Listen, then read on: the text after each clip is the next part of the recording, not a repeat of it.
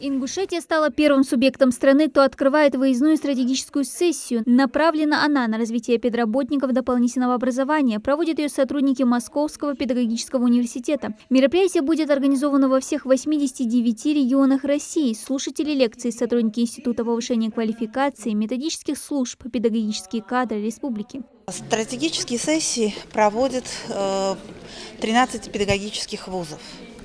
Нам, Московскому педагогическому университету, мы взаимодействуем с республиками Северного Кавказа и Калининградской областью.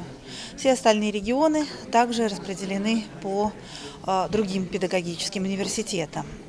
Федеральным оператором этого проекта является Академия Минпросвещения. Вебинар направлен на формирование навыков организации профессиональной деятельности в соответствии с утвержденной в 2020 году единой федеральной системой научно-методического сопровождения педработников и управленческих кадров. Система объединяет работников центров непрерывного образования, институтов повышения квалификации, региональных и муниципальных методических служб по всей стране. Ее цель – выработка новых методик для усовершенствования образования, как общего, так и дополнительного, по всей стране. Мы, в общем-то, все следуем федеральным государственным стандартам образовательным, и поэтому какие-то находки, например, наших коллег для нас были бы очень полезны. Вот сейчас мы присутствуем на стратегической сессии, которая, в общем-то, и направлена на поиск пересечений каких-то открытий, возможностей, каких-то способов и методов решения проблем, возникающих в процессе становления единой федеральной системы.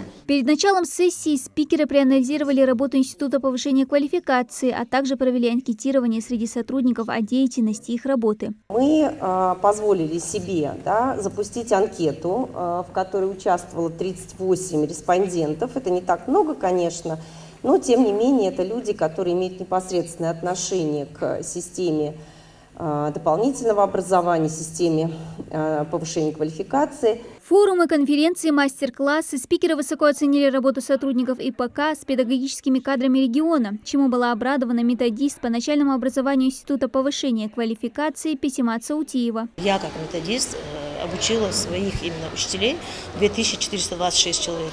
Я считаю, что это большая цифра для методиста. В общем, мы около 5-6 тысяч учителей мы обучаем. Мы проводим с ними и курсы повышения квалификации, и мастер-классы проводим, и вебинары, и семинары, и круглые столы.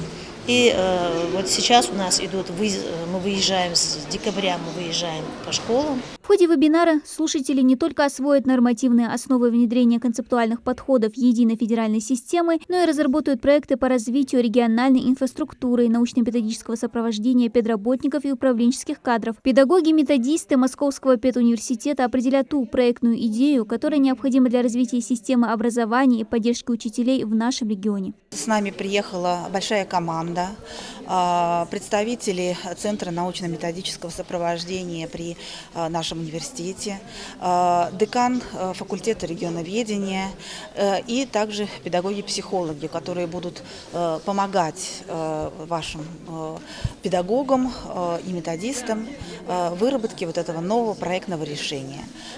Осенью этого года, в ноябре, на итоговом форуме в Москве соберутся все регионы Российской Федерации, и ваш регион также будет защищать этот свой проект. Что особенно важно, вы уже должны не просто подготовить и защитить некий проект, вы должны представить первые результаты его апробации. То есть проект уже должен начать жить, должен начать работать. Ну а продолжите, конечно, уже и в 2024 году. Стратегическая сессия в регионе продолжит свою работу до 26 апреля. Следующим пунктом для сотрудников Московского педагогического университета станет Чеченская Республика. Проходить такие сессии будут до конца года. Дана Плеева, Сулейман Костоев. Новости 24.